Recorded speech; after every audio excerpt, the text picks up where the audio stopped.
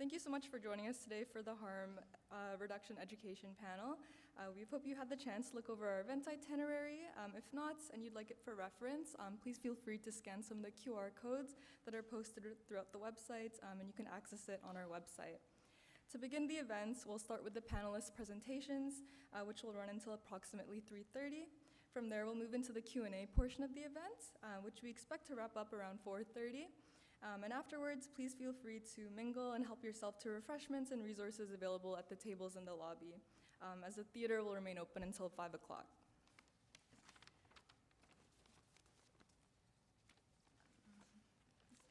Before we begin with any introductions today, we would just like to take a moment to acknowledge that this event is taking place on the traditional and unceded Snuneymuxw and Coast Salish territories today, on which we are uninvited settlers. We are thankful for our privilege of living, working, playing, and learning here.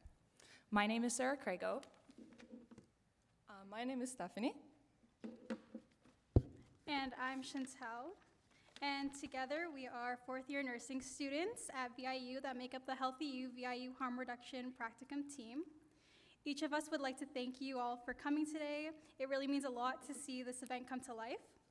Our main objective during this placement has been to work with the campus community to raise awareness and advocate for harm reduction at VIU to destigmatize substance use. We've done this through various initiatives, through supporting the VIU HRA in their efforts as well, including collaborating with them to make today's event happen. The VIU Harm Reduction Alliance Club, founded by Sarah Lovegrove and Carmen Lavoie, consists of a group of VIU students and faculty who care about harm reduction and believe that there is a need for education, understanding, and action at VIU. Their initiatives are formed by evidence and guided by compassion and respect. As a practicum group, you may have seen us previously on campus over the last fall and spring semesters when we held harm reduction education tables or rock painting craft nights to help raise harm reduction awareness in the VIU community.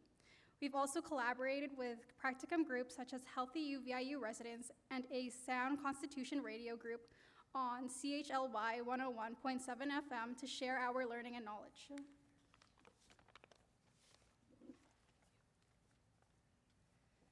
Before introducing our speakers, we'd just like to provide some context as to why we've come together today. Since the toxic drug crisis was declared a public health emergency in BC in 2016, over 16,000 British Columbians have died of lethal or toxic drug poisoning, with many survivors suffering long-term health complications. While these deaths are multi-causal, they are largely driven by the increasingly toxic and unpredictable street drug supply, exacerbated by the lack of a safe, legally regulated alternative. So far in 2025, the toxic drug supply has had a significant impact in our communities and has claimed the lives of at least 1,384 British Columbians. On average, we are losing 5 people per day. Since the declaration of the toxic drug crisis, Nanaimo has experienced over 590 deaths. If you notice the Purple Heart art installation as you walked into the theater, each and every one of those hearts is meant to represent one of those lives lost here in Nanaimo alone. Today, we're here to shed light on the importance of harm reduction in saving lives and reducing injury, especially as communities grapple with the devastating impact of the toxic drug crisis. We'd now like to briefly introduce our panelists and tell you a bit about them. So first off, we got Jessica Wilder, a family and addiction medicine physician and one of the founders of Doctors for Safer Drug Policy, a group advocating for evidence-based, compassionate approaches to the toxic drug crisis. She works clinically with people who use drugs and focuses on integrating harm reduction, trauma-informed care, and public health principles into everyday medical practice. She is committed to advancing policies that reduce preventable deaths and promote dignity, safety, and autonomy for people who use substances.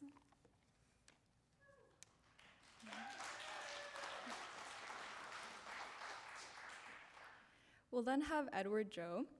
Edward Joe is a Cowichan tribes member through both of his parents, as well as being Dididot on his mother's side. Edward has been an Indigenous educator for harm reduction for First Nations Health Authority since May 2023.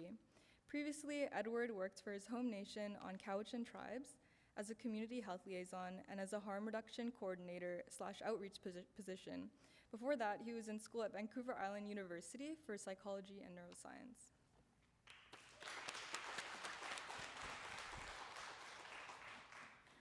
Based in unceded Powhatan territory, we'll then have Corey Ranger, who is an uninvited settler on these lands. Corey is a registered nurse with extensive experience in street outreach, community, and public health nursing, with additional training in project management and quality improvement. Corey has focused primarily on harm reduction since 2013, beginning in Alberta and now in BC. At present, Corey is the clinical director at AVI Health and Community Services, president of the Harm Reduction Nurses Association, a board of directors at Canadian Drug Policy Coalition, and the North American representative for the Members Advisory Council with the International Drug Policy Consortium.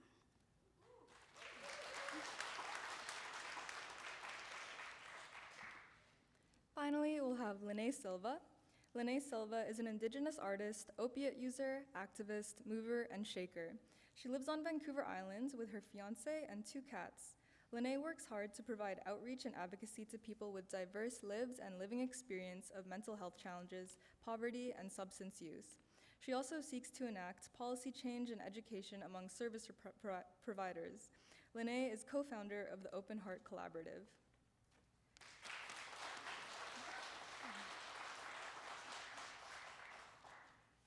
Before we introduce our first speaker, we'd just like to remind everyone that if you need to step out at any point, the lobby will remain open throughout the event, and you'll find the resource tables there as well as some refreshments.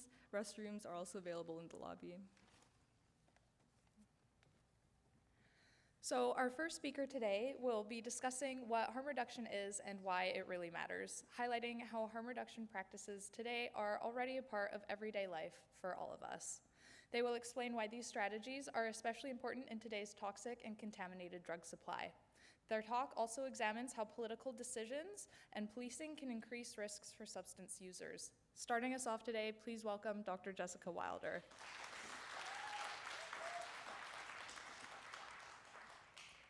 Is this the clicker? Yeah, so it's a new one? That's forward. Okay.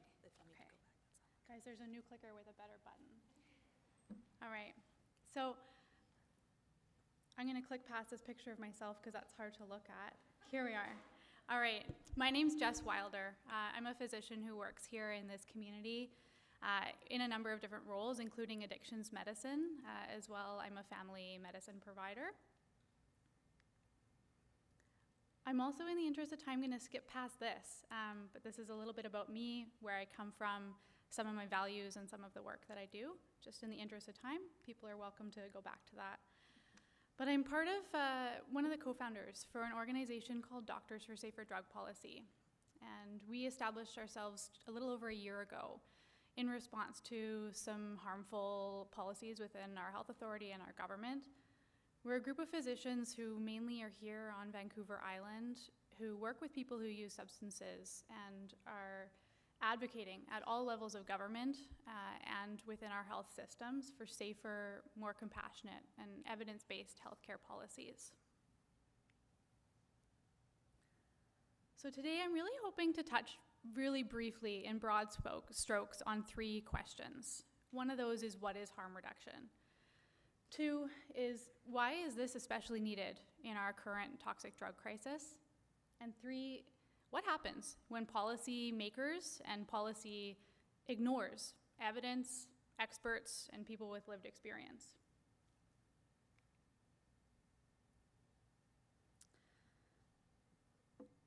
So harm reduction is something that really gets vilified in the media. It's often used synonymously with people who use substances or addiction. But the reality is that we all use harm reduction every day in our lives. Many of us drove here today. While we don't anticipate ever getting into an accident, we recognize that driving is inherently dangerous. There are a lot of factors that we can't control when we're out on the road, and so we put on our seatbelt. We don't want to get a sunburn because we know that skin cancer is harmful, but we still want to be outside, so we put on sunscreen. We wear condoms and we take birth control to reduce our risk of infection or pregnancy. But for some reason, the media has decided that harm reduction in the world of substance use, which has become increasingly dangerous and lethal for my patients, is a bad word. So harm reduction with regards to substance use is grounded in justice and human rights. It attempts to disentangle or separate the notion that drug use equals harm. It identifies that there are negative consequences from drug use, and those are different from drug use itself. It acknowledges that drugs are not entities with fixed meaning. Our ideas about them are framed by the era that we live in. So in the 1920s, during alcohol prohibition, you could be arrested for drinking alcohol. In the 1990s, it was normal to see people smoking cigarettes in a restaurant or in a vehicle with their children.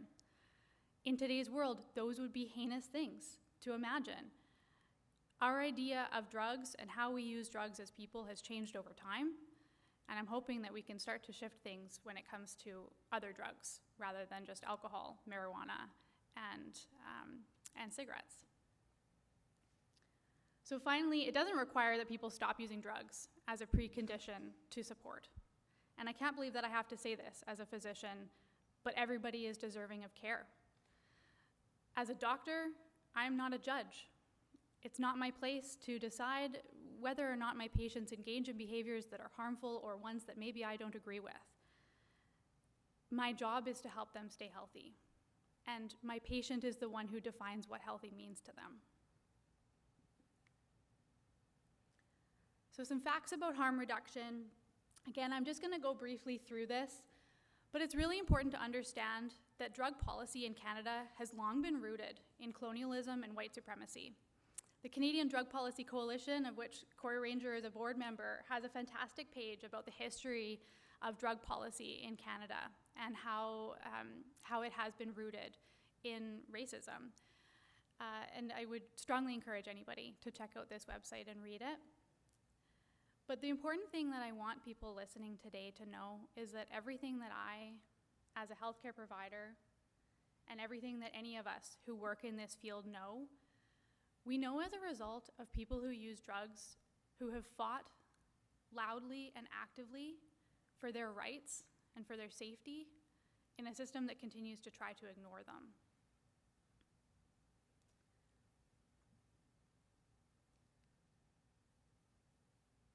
So why is harm reduction especially needed today? We're 9 years into our toxic drug crisis. We've continued to have policies that ignore the lives of my patients who are dying. I'm not going to go into the details of this, but this is a list of 4 long pages of the substances and components that were found in tested opioids on Vancouver Island in 2024. So as you can see, if somebody is buying what they believe to be heroin off of the street, these are the things that are in it. Now, this is only counting the active components in these drugs. This is not including the fillers or the other things that get added that are non-active components. And that list is even longer than this.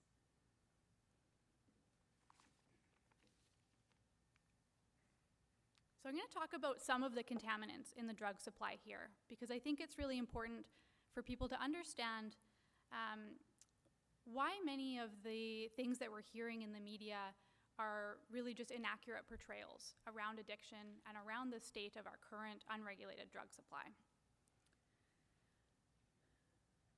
We've gone from heroin to fentanyl to now we have fentanyl analogs and synthetic opioids that are orders of magnitude more potent than fentanyl.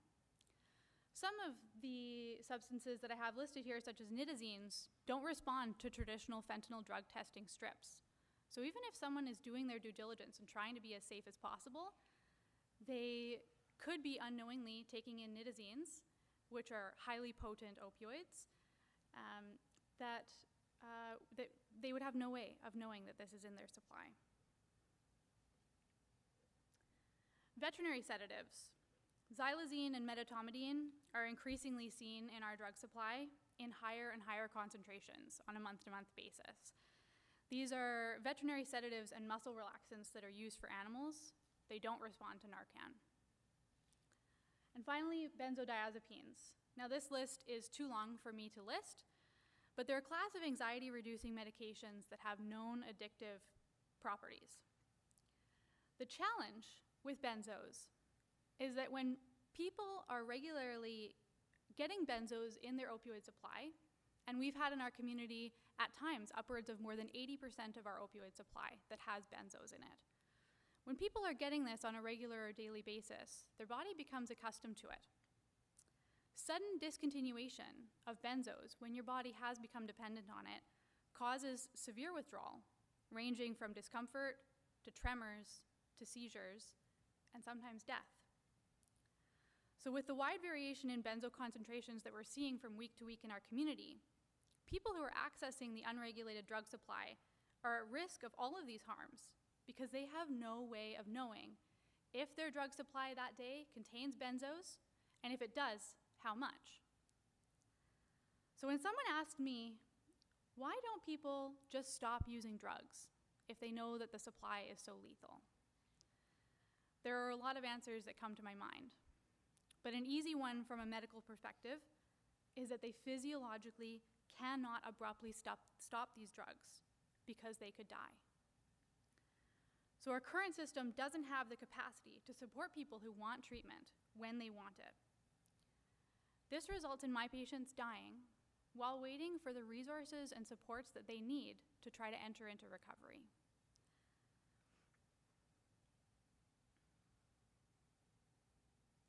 I want to point some attention to this picture on the bottom right, and I don't know how well you can see this because this is a picture that I took of my phone with one of my patients' phone screens. So I have a couple of patients in my practice who are extremely diligent about getting their drugs tested, which you can do at Albert Street here in our community. And this is week 1, 2, 3, and 4 of October of this year. This is what his opioid supply looked like. So you can see in week 1, fentanyl that says 30%, and parafluorofentanyl, which is a fentanyl analog that's more potent than fentanyl, was 23%. Apologies, I can't completely read these numbers. And then medetomidine, which is the veterinary tranquilizer, is there in 6%. The next week, his fentanyl has gone down to 11%. And then the week after, fentanyl wasn't present at all, but parafluorofentanyl was present in over 30%. So when people are accessing this unregulated supply, and sometimes there's benzo in it, and sometimes there's not benzo in it, and sometimes it's 30%, and sometimes it's less than 10, nobody has any idea how much they can use that will be safe for them.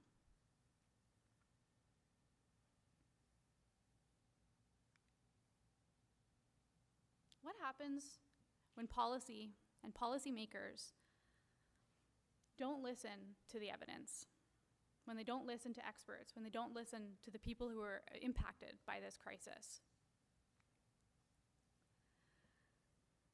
These are some news clippings from Cowichan Valley from last month. So on November 18th, a well-known encampment in Duncan on Lewis Street was decamped by bylaw. These people were left with nowhere to go. The very next day, on November 19th, the Island Health Authority issued an overdose advisory for the Cowichan area because of an increase in harms as a result of this encampment. And then 3 days later, we see in the news, very scary, Cowichan records as many as 80 drug overdoses in a single night. So our paramedics, our ambulance drivers, our firefighters, any of our first responders had a record-breaking number of calls for help in vulnerable and marginalized populations that had been decamped from this community a few days prior. This isn't a coincidence. We know that when city government and bylaw enforcement ignore the evidence and ignore the pleas of the most vulnerable people who are looking to them for safety, harm occurs. When people have their life's belongings stolen, their tents, their blankets, their clothing, their photos of their family, thrown out, when they are forced to decamp and leave behind the routines, the community connections, the access points to care that they've established, harm occurs. Local crime increases because people who have had their belongings stolen are forced to beg, borrow, and steal to get back the basic necessities needed for life. So this is some more news here from Vancouver Island. In September, we had a big drug bust up in Campbell River. And less than a month later, we had 13 people in their small community die of toxic drug poisoning.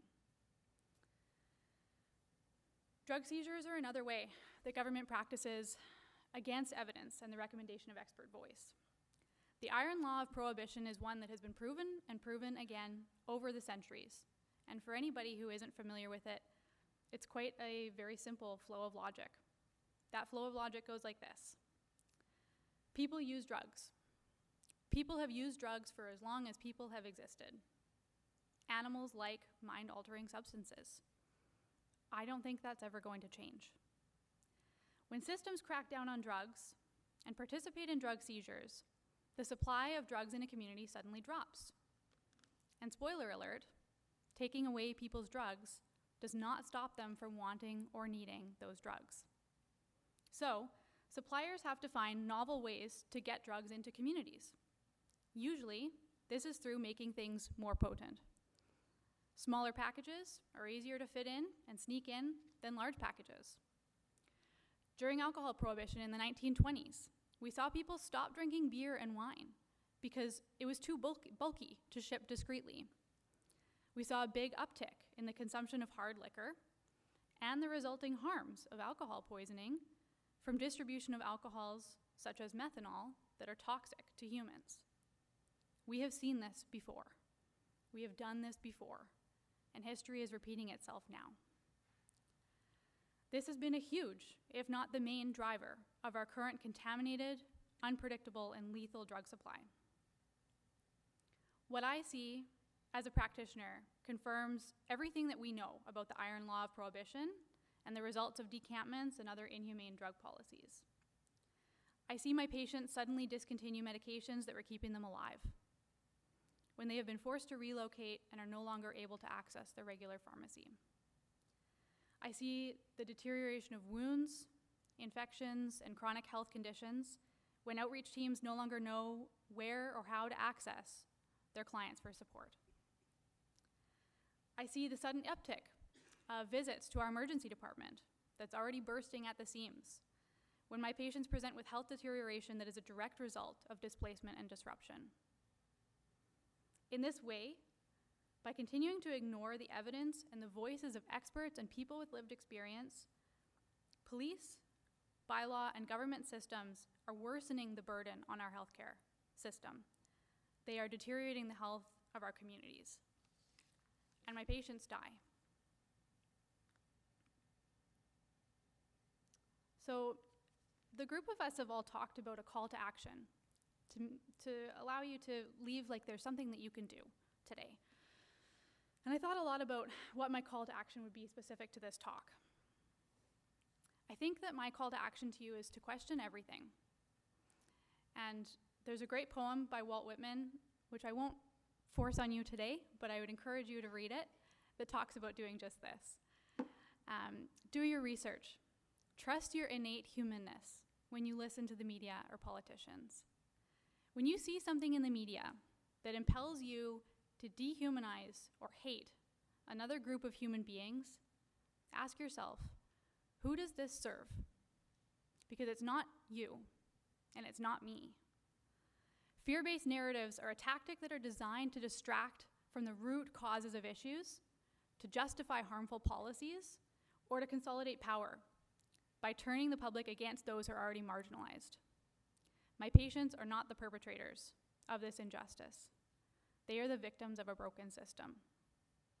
By stepping back to question the motive of what you are seeing, hearing, and reading, it can help you to stay grounded in compassion, evidence, and our shared humanity.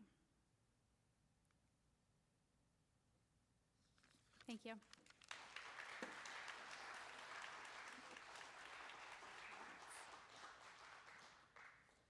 That was amazing. Thank you so much, Dr. Wilder. It really is inspiring to hear about your dedication to integrating harm reduction practices into policies across both Vancouver Island and British Columbia. Speaking next, we're happy to introduce here Edward Joe from the First Nations Health Authority. He has extensive experience as a harm reduction educator and will be speaking towards harm reduction in Indigenous culture. Thank you.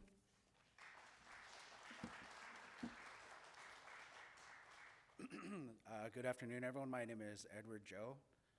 Like mentioned in my bio, I come from Cowichan and Diddy Dots. In our culture, we introduce our parents and grandparents so that when I do go into communities and say that, I might be able to find family. I always do. Like I've been to Port Hardy, introduced my family, and found out that I have a family in Port Hardy. So my name is Edward Joe. My parents are late Lester Joe and Dorothy Joe. Grandparents on my dad's side is late William Tommy and late Emily Louie. My grandparents on my mother's side is late Sally Gray and late Oscar Thorne. And today we'll be talking about Indigenous harm reduction. So a lot of the things that that I've gathered and we work with communities for is creating harm reduction and tying it with Indigenous harm reduction. Sorry.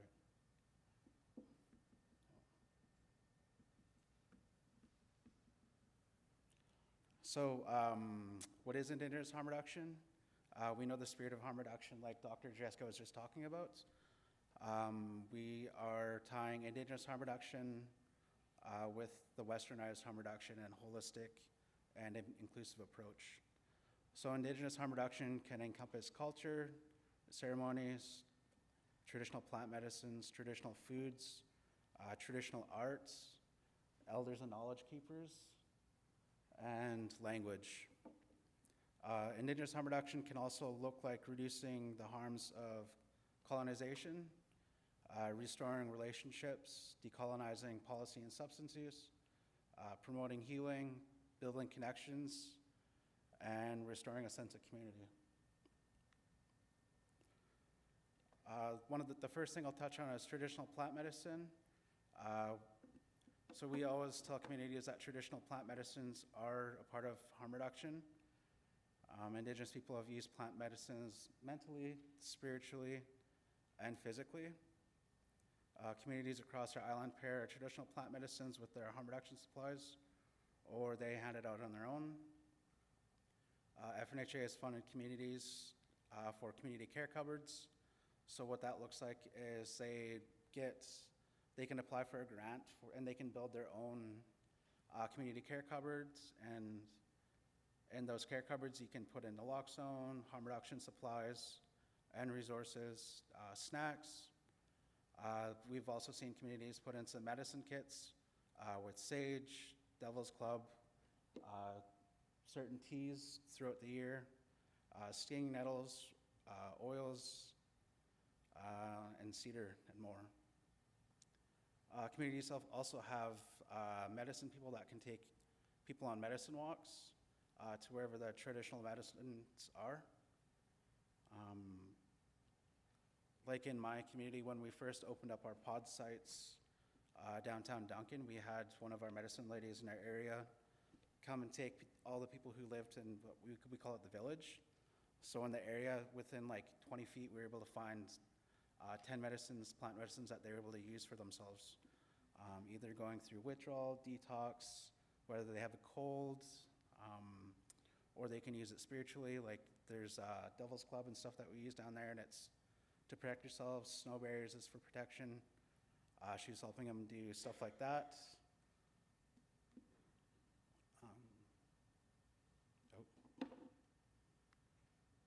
And here's some examples. So the one community that's got one of the care cupboards, they have naloxone there. They have an injection kit. They have stinging nettles. They have sage. And then the naloxone kit on the right-hand side is from our community. We had one of our local artists do art and put them on stickers for us, and we started putting it on our naloxone kits. And when our community members started getting it, they were very proud, and they took it off the kit and were putting it on their backpack or the inside of their hats, or they just appreciated it, and they just something small like that they really appreciated. And here's some of the community care cupboards that I was talking about. So you're able to winterize them or whatever, so the harm reduction supplies and naloxone kits kind of stay safe when it's cold or hot out. Some communities order they're maybe about that big from a place in the States. It's about $500, I think. We fund up to $500 for these, and there's no real, there's no real barriers for it. Like they can hire an artist to do it. They can order it in. we're pretty relaxed on how communities can spend their money.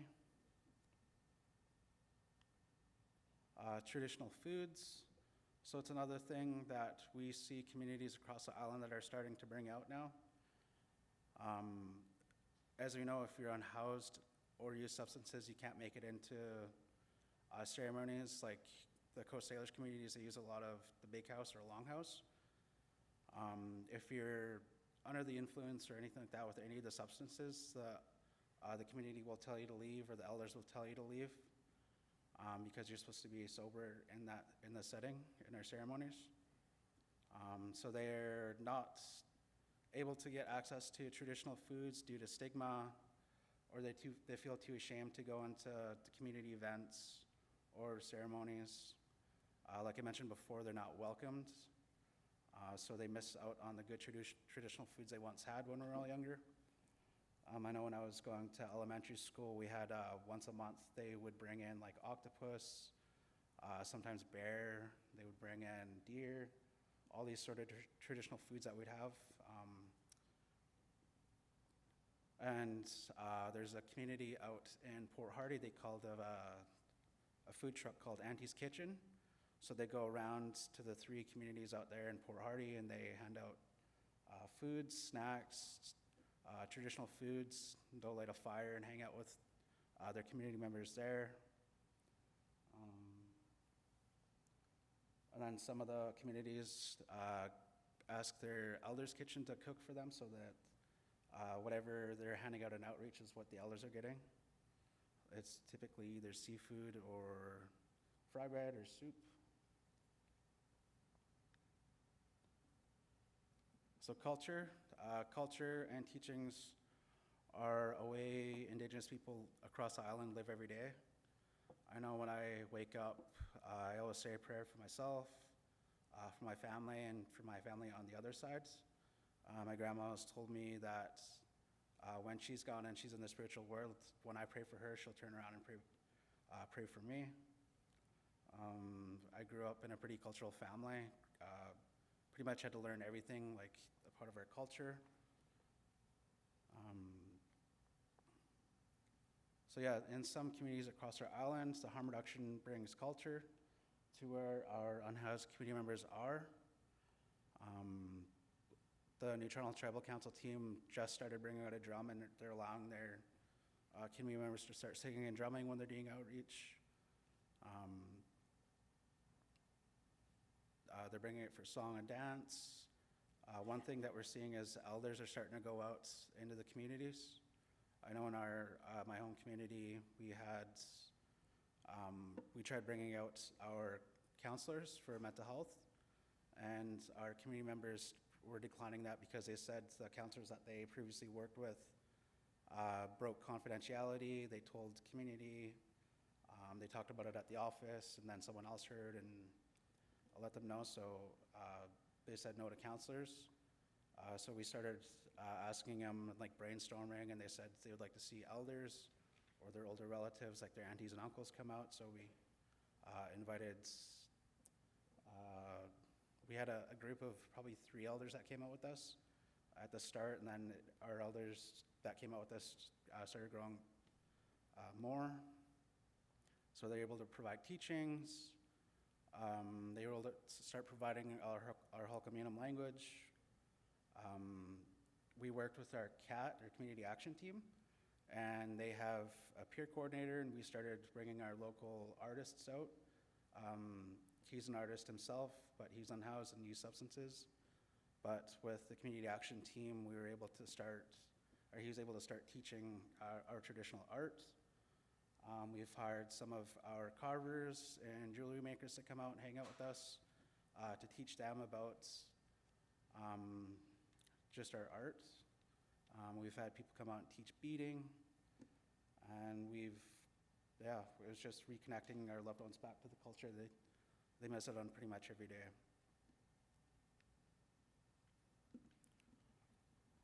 So some of the things that I mentioned that we do in our culture, we have fishing, hunting, storytelling. We do a lot of artwork. Canoeing is big in our community. Ceremonies is one of the biggest things we have in our community, whether it's in the Longhouse or at our Indian Shaker faith. And we pair that with the outreach that we're doing, which is doing needle distribution, relationship building, supporting them, connecting them to all of our community resources, providing harm reduction education to our schools on the reserve or our schools that are in Duncan. We pair that with compassion, relationship building, inclusion, patience, positive communication, and then the biggest thing is meeting people where they're at. We take this from our Not Just Naloxone training that we do with communities. So communities can apply our request to do a Not Just Naloxone with us, and that's talking about racism and prohibition and how that's never worked, and how residential schools, the 60s, and I say 90s scoop, because I know when I was growing up, we'd always have social workers come to my house and ask if I was okay, and they'd try and apprehend me sometimes because they thought I wasn't doing okay at my own home. And my mom was a social worker her whole life. And then land theft. I always talk about land theft because we're always talking about residential schools and stuff, but land theft is one of the biggest things. So we were put onto the reserves, and then they also made Indian agents, the government. So when the Indian agents came through, they kind of picked like the better part of our reserves and gave it to priests or people who come from a church family. So like, for example, in my community, we have, it's called Indian Road. Goes up, it's all reserve, and then one random spot is someone who used to be a pastor of a church. Then it's reserve again, and then it just cuts off the reserve, and then it's non-Indigenous land. So the Indian agents came through, and they picked one spot, and then they took the rest of our reserve, and then, yeah, they just came in and took a bunch of our land, even though they put us on the reserves. So yeah, we say the opposite of addiction is connection. So like I mentioned, residential schools create fear and shame, isolation. One of the biggest things is a loss of identity. People are too ashamed to speak their language or know their culture after coming home from residential school or day school. My dad went to day school, and he was afraid to learn our culture and our language until he was probably close to 50. So that creates trauma, leads to addiction. The 60s scoop and the 90s scoop, it's a loss of our rights, loss of identity, detachment from our communities. One of my close friends, he was put up for adoption, and they didn't let him know who he was, where he came from, his parents, until probably like the last 2 years, he's starting to finally get to know his community. So that leads to addiction, that can lead to addiction. Land theft, like I mentioned. So we have a lack of housing is probably the biggest thing that we have in our reserves. A lot of our communities across the island will have multi-generations living in the houses. When I worked at the pods in Duncan, we had a young guy come in, and he was just looking for a place to stay. He had about 20 people living in his house, and he had a spot on the couch, and they asked him to they're like, can you find somewhere else to sleep? So they asked him to leave. So it's a lack of housing, and then poverty, which can also lead to addiction. But we say the opposite of addiction is connection, so it's building that community, so reconnecting with family and friends, culture and tradition, to your nation and territories, which can lead to love, inclusion, purpose, identity, stability, and relationships, which can lead to healing, joy, bonding, and peace. So language, I'll just touch on this quickly.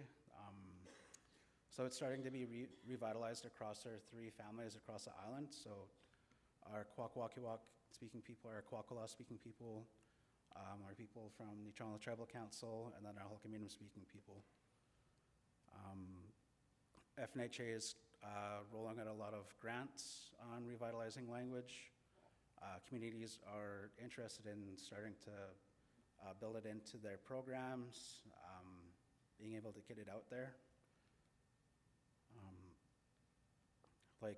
An example for ours, we changed our name from Cowichan Tribes Harm Reduction and Outreach to Huilas Matal, which loosely translates to looking after one another.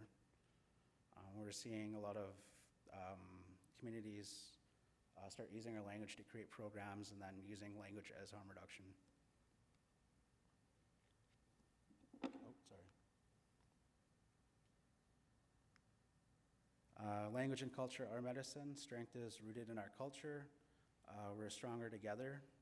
We have a saying in our nation, it's called Natsama, and that's basically one heart, one mind, and we come together as one.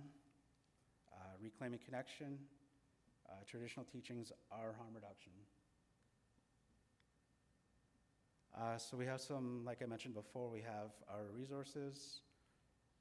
For funding, we fund land-based healing, language revitalization, pretty much anything and everything. I'm done.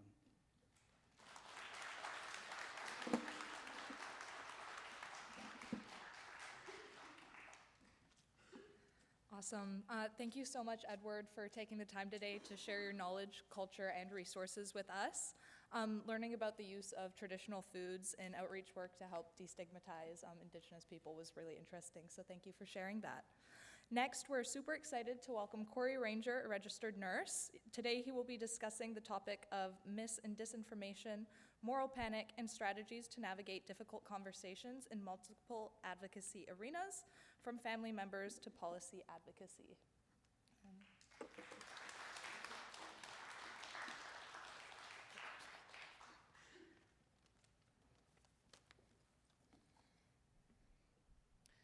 Hello, everyone.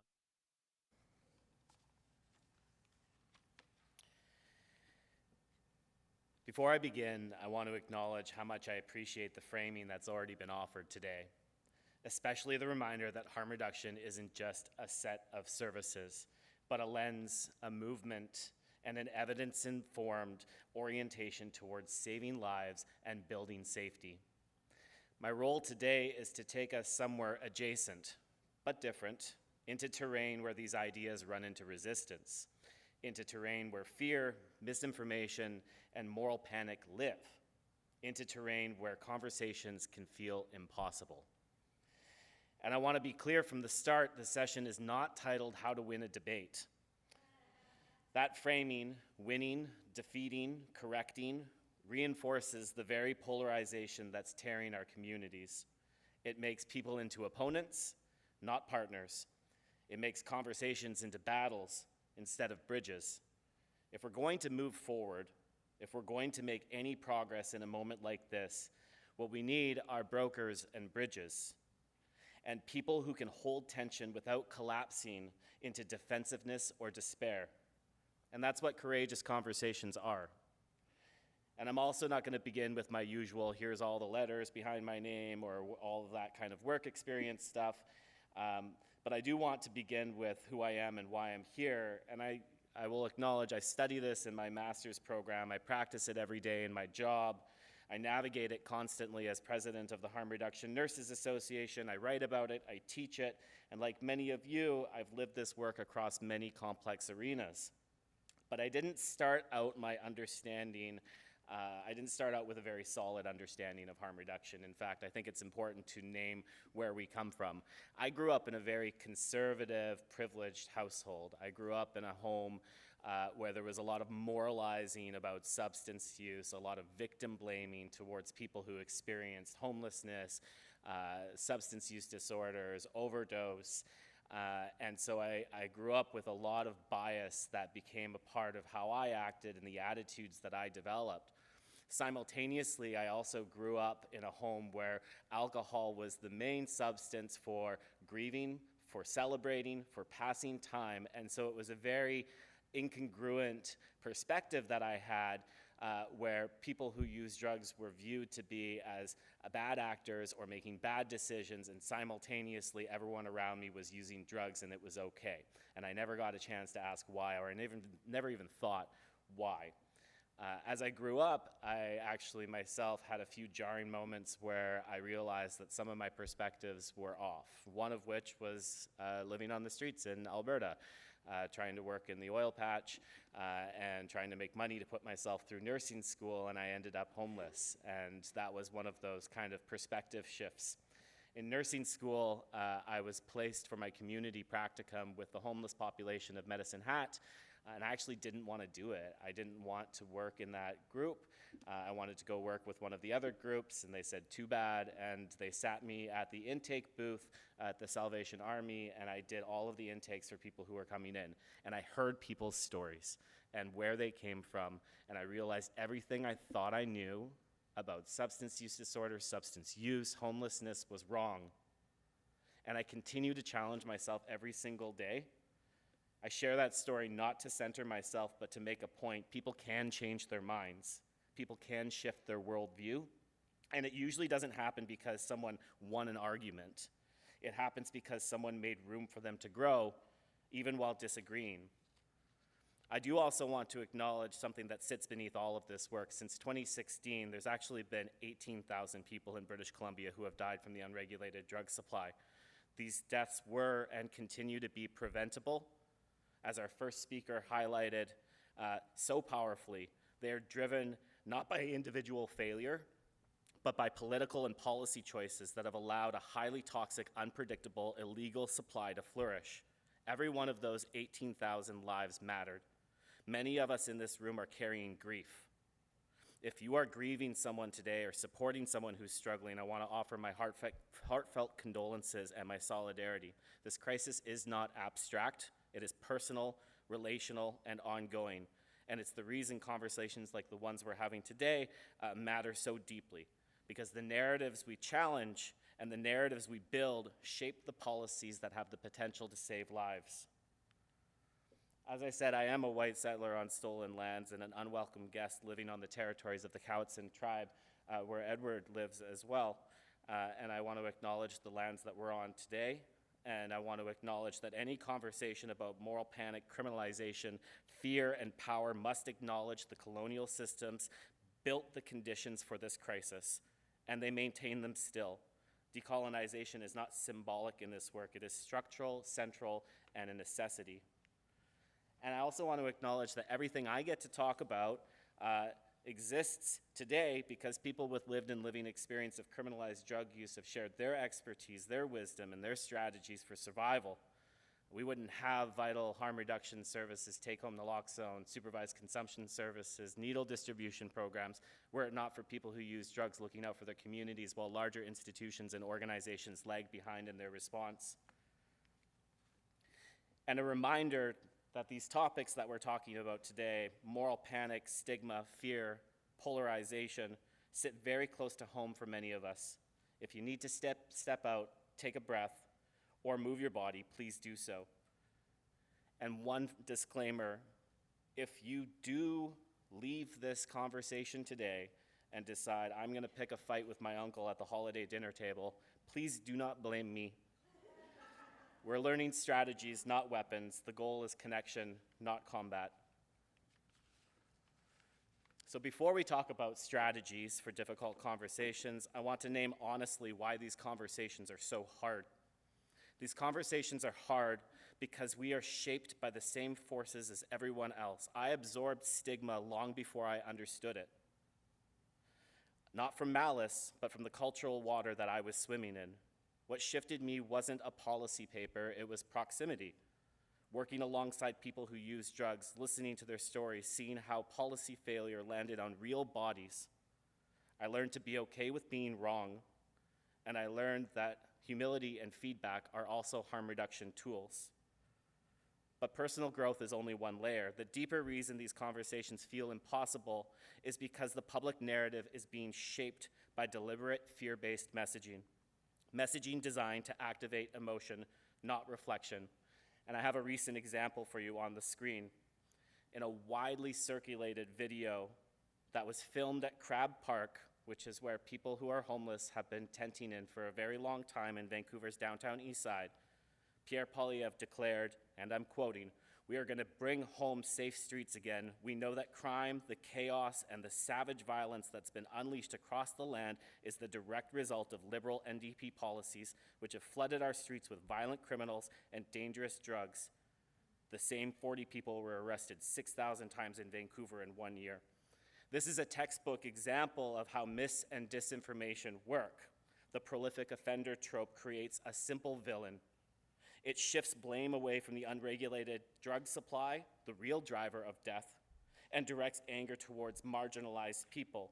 It activates fear, disgust, and moral outrage, emotions that shut down critical thinking. And phrases like savage violence carry racist undertones historically used to justify punishment over care. When leaders speak this way, it polarizes the public. It cements belief, and it makes nuance feel threatening.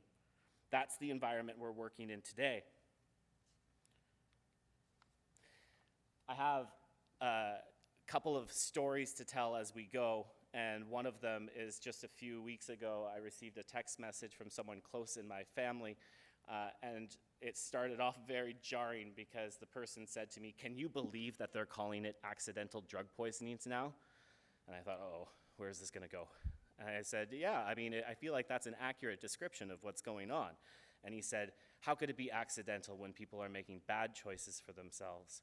And instead of saying, that's not what the evidence shows us, or hey, you're being really not a good person in this, I said, tell me more.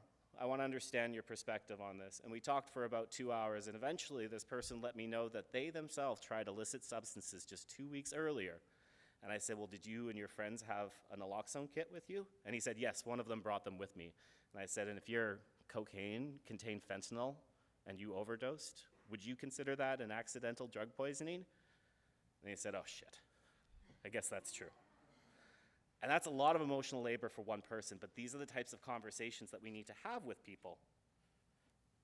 Before we talk about how to have those courageous conversations, we have to talk honestly about the world we're living in, and we're not living in the same informational battlefield that we were once in, that we once had 10 or even 5 years ago. We're in an environment that's shaped by algorithms, identity, fear, outrage, and volume. Social media isn't just where people encounter ideas, it's where they build identities. And once a belief is tied to an identity, it becomes extremely difficult to shift. We're dealing with polarized narratives that flatten everything into two sides: harm reduction versus recovery, compassion versus accountability, safety versus disorder. These binaries are not real, but they are emotionally powerful because platforms reward outrage and simplicity. People often come into conversations primed to defend, primed to react, primed to protect a worldview they didn't fully choose. So when someone says something harmful or misinformed about substance use, you're not just responding to that person, you're responding to the digital infrastructure that helped shape them. That's why these conversations feel harder right now. You're not imagining it. The battlefield has changed. Alongside algorithmic chaos, we're living through overlapping crises: homelessness, toxic drug supply, unaffordability, political instability, Donald Trump. When people feel overwhelmed and powerless, they look for simple explanations, and moral panics offer one. People who use drugs made bad choices. If we crack down, things would go back to normal. Normal for who? This is the same moral framework that shaped early Canadian drug laws, laws rooted in controlling and assimilating non-white communities.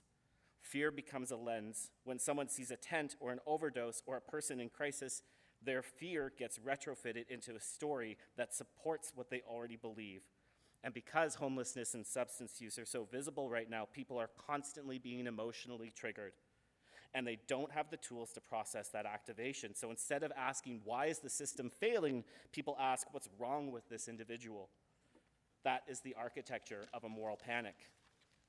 Understanding this helps us approach conversations with compassion and strategy. We're not just responding to misinformation, we're responding to fear. One of the most powerful tools is asking who benefits from the story being told. Fear benefits political actors. Criminalization benefits policing and carceral systems. Stigma benefits those who would rather blame individuals than address structural failures. But the people who do not benefit are the people who use drugs, people experiencing homelessness, and communities impacted by colonial and economic harm. My final story for today is I found myself at a very uncomfortable Thanksgiving dinner not too long ago, well, just at the recent Thanksgiving, and it was my wife's step family, something. It was a bunch of police officers and firefighters. And normally I just, focus on playing with my 3-year-old and hanging out, and I don't want to get into a fight and alienate everyone from the family, but I listened to this one firefighter say, we responded to that overdose the other day, and that person, they're just never going to come back from this. Once you get started on fentanyl, you're done. Once you go down that road, you're done. And I don't normally respond to these types of comments, but my 10-year-old looked at me and she knew that there was a problem with what was being said. And so instead of saying, well, that's not what the data tells us, that's not what the evidence tells us, I told them a story about someone who I had personally responded to multiple times throughout the pandemic who had overdosed, and who now, with proper care and supports, addressing the psychosocial barriers to having a home, having access to care providers, is now on OAT, is not using unregulated drugs, is housed, and was invited back to his family's dinner table after 10 years of being ostracized. And I said, actually, people do come back from it, and the story that you're telling is very harmful. So let's talk strategy, because my time is up. This is a practical toolkit. First, before you enter into these difficult conversations, you have to regulate yourself. Co-regulation is the foundation of a dialogue. When you de-escalate yourself, you expand the other person's capacity to stay present. Secondly, identify the fear or value underneath the comment. Most resistance isn't factual, it's emotional. Third, connect on shared values. Values create openings where facts cannot. Fourth, reframe using stories plus evidence. Stories bypass defensiveness, evidence stabilizes the story. And fifth, leave the door open. Worldviews shift slowly, relationally, and iteratively. Your job is to plant seeds, not harvest the whole field in one conversation. There's a lot of great resources, and you can't read that anyways, but I'll share the resources later on so that you can have access to it. And I'll close out with my call to action. And I want to say, what we're doing in these conversations is not soft and naive, but it is supported by the evidence. When we engage in courageous conversations, when you challenge misinformation, when you hold space for someone's fear without reinforcing their assumptions, when you use stories instead of shame, and when you ask who benefits from this narrative, you're practicing evidence-informed harm reduction. You're doing knowledge translation. You're shifting public narrative one relationship at a time. You do have influence, not because of your job title, but because of your relationships. Narratives shift in city council chambers, in staff rooms, in group chats at kitchen tables and holiday dinners. Your voice interrupts the algorithm, your compassion disrupts the panic, and your presence widens what is possible. Every courageous conversation that you have, no matter how small, is a form of harm reduction. So consider showing up at your city council, writing letters to the editor when you hear something stigmatizing, challenge mis and disinformation when you hear it. Have hard conversations with your loved one, and for Pete's sakes, please carry naloxone. It's easy to learn, it's easy to have. I have mine with me. Together we've responded to hundreds of overdoses. You can save a life, but at the very least too, when you carry a naloxone kit, you're signaling to your community, I care about you. You deserve to live, and if something happens to you, I'm gonna show up for you. Thank you.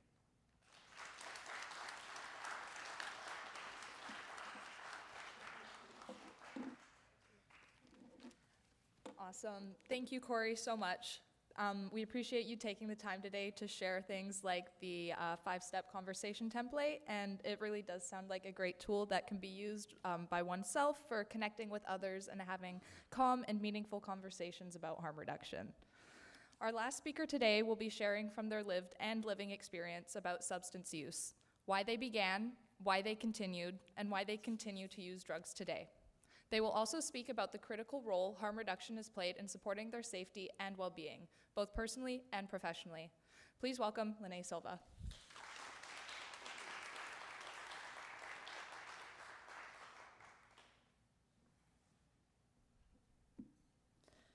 Okay, that was a hard one to lead after, and thank you all for talking today.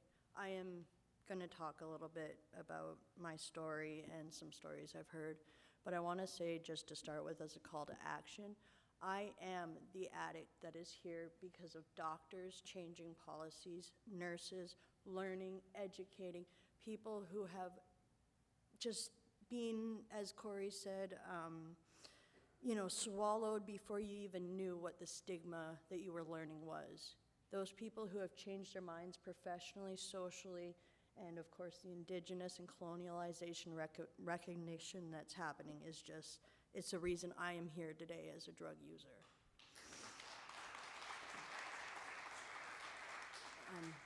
I also want to recognize that the act of witnessing a drug use for another person is also the other reason that I'm here. And I'm very thankful to my partner and my fiance for always being willing to witness my drug use, and for the people showing up to me and making sure that I haven't overdosed and died. And that is just so vital. So carry your naloxone. That is my call to action. So I'm gonna start. My name is Lene, and I'm alive because of harm reduction. I come from the lens of a drug war survivor's story. I'm a 35-year-old Indigenous artist and outreach worker, volunteer, and co-founder of Open Heart Collaborative, an organization that focuses on public education, stigma reduction, connecting clients to services, advocating for end users at every level, and helping organizations create true wraparound services and supports. I am also an opiate addict. I am a daily drug user and have been since I was 15 years old. I am currently, have been, and likely always will be dependent on some form of opiate. I am alive today because of current harm reduction programs, including Safe Supply, which I am on today, and now I am stable, and I have been able to become somebody that I am proud of. Today I want to talk a little bit about harm reduction from my lens, a long-term and current drug user's lens. Harm reduction has been a massive success, though it has had its challenges. I ask you throughout my talk to think about a very simple question. What is harm reduction? What does it mean? We have been hyper-focused on the microscopic aspects of harm reduction. Narcan, oat therapy, program expansions, needle exchanges, and OPSs. These have had rippling impacts throughout our community, giving people second chances, changing lives, and preventing further harm and long-term illnesses. I'd like you to zoom out, though. Let's look at harm reduction from a larger scope, though we can't do this without acknowledging the war on drugs and the sensationalization and glamorization of the drug trade. What does the term harm reduction apply to? What does it truly mean to reduce harm? I have two stories. One is a man. He is selling drugs out of a gas station parking lot. Someone called this in. Cops pull in, the man pulls out. Body cam footage documents the rest. Cops face this event with an optimistic skepticism. Maybe it's not the right person, they say. The tint on the window looks too dark, though. We'll have to pull them over. The man is acting slightly unusual, nervous, but who isn't nervous getting pulled over? The man reaches into the back of his car, and the cops detain them for their safety. They place him into the cruiser within seconds. Within 5 minutes, they search the car. They find empty spit bags, chewed on and spat out. The officers ponder, maybe he ate the evidence. Within seconds, they've Mirandized him and asked him if he swallowed anything, and how much.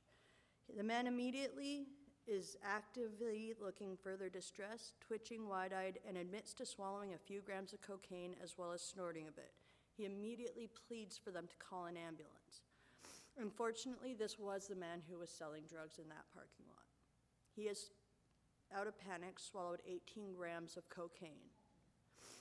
He spends 20 minutes on the ground, cuffed, hands behind his back, pleading for help, seizing, and begging police to call EMTs, to beat on his heart, to call his mother, to call his child. People on the street ask for the number, and he can only get out the first 3 digits. EMTs arrive and transport him to the hospital, where he later dies, leaving behind a child and a family and many loved ones.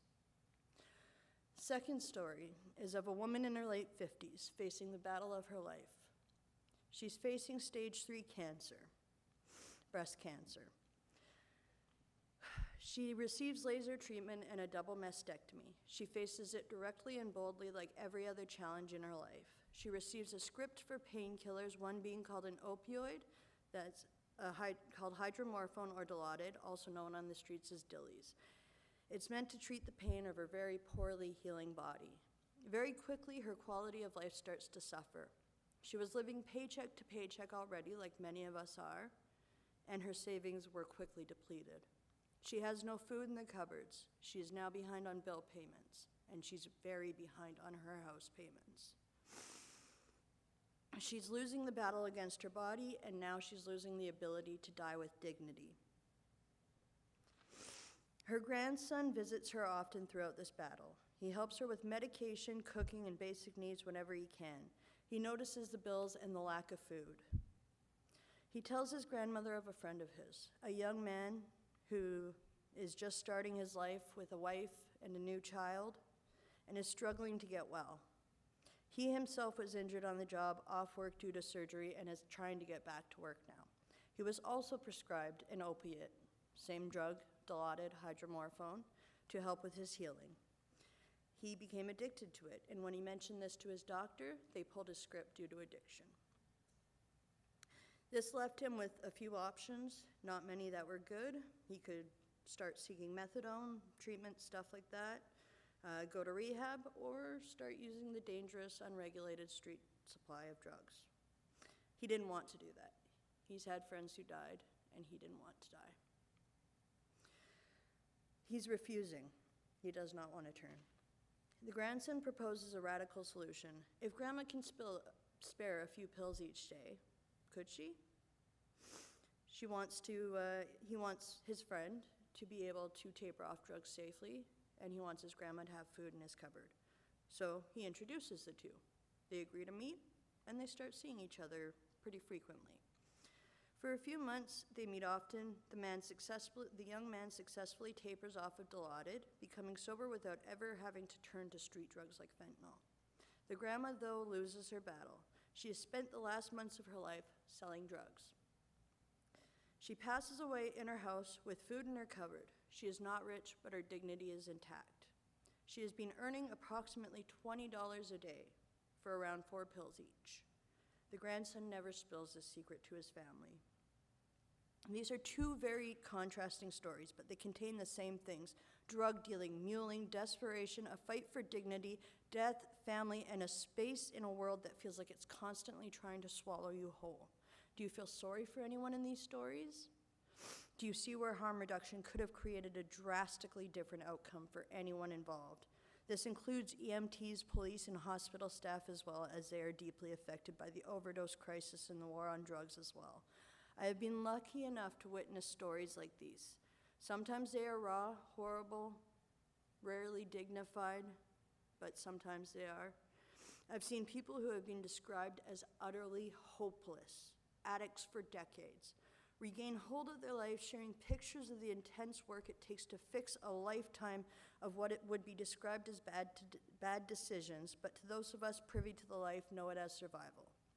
I firsthand Narcan dozens of people, giving them their first, second, third, and maybe their last chance at another opportunity to change their lives. And trust me, just as I so desperately sought to not live in the despair of a drug-fueled life, they seek to escape it too. I've lost more loved ones than I care to talk about at this point. People I can only say I was blessed to know for a minute, and I'm still looking for many others. The global and local harms of the drug trade are not lost on me. We have a sensationalized view of it. Dealers driving huge cars, carrying crazy guns, engaging in shootouts, going home to mattresses of money. What they don't show you is the real cost of this. People calling all hours, begging outside your door, telling them they will kill themselves if you do not open that door and sell them their drugs. You have a constant fear of weapon-wielding, faceless people invading your house to steal your stash and money. And you better hope they kill you, because if they don't, the people you owe money to might surely will. And if not, there's the fear of prison, one worse than death. Busts of 18 grams make the news regularly. They get funding from municipalities. The drug trade is a trade that is far too large to fail. In many cities in North America, its direct trade is large enough to fund most cities, and the fight against it funds the remaining infrastructure. Many drug users come to Nanaimo to seek treatment. Families spend a not-so-small fortune sending their loved ones to places like Edgewood, just to turn around and relapse and end up here and never leaving. I am focusing today on the larger lens because I have told my story before. We all have heard a story like this. We know statistically, and we likely know the feeling of having a loved one in addiction, whether legal or not. We are all complicit in engaging in harms that affect the world. The food we eat, the internet we use, the technology we buy, and the clothes we wear all have crippling and rippling effects, killing many people and poisoning the world. This is an absolute truth. Your inactions are not any better than my decisions or my actions. We know prohibition doesn't work. It harms people and allows people who care about no more than earnings, more than lives, to continue to be in charge. Let's pull back on these small stories and start looking again at decriminalization. Let's look at harm reduction from a bigger lens. Had I had options like the Advanced Harm Reduction program that I am on right now in Nanaimo, and this had been 15 years ago, that would have been 15 years less that I would have been waiting to start growing and thriving. I know harm reduction works because I am alive and relatively unscathed. This is only due to education, the hard work of harm reduction workers supplying clean supplies, friends who have pitched in to buy safe drugs and witnessed each other's use, reversing overdoses, and the dealers who risk their lives to supply these safer drugs. I also thank every stranger who has shown me a bit of respect while I am down. And to the others who couldn't, you've unwittingly given me the will to fight for others like I will fight for myself. I have accelerated through a crash course of beautiful, messy growth in the past few years to be able to stand here in front of you to say, I am just a human with a very human issue, and I love myself. Thank you.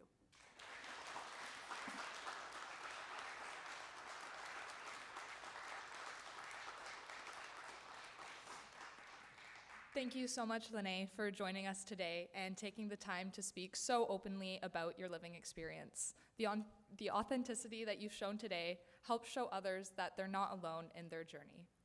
Before we move into any questions that you may have, we'd like to just take a moment to thank our speakers again for taking the time and come and speak with us and share their knowledge today. If we could get one more round of applause, please.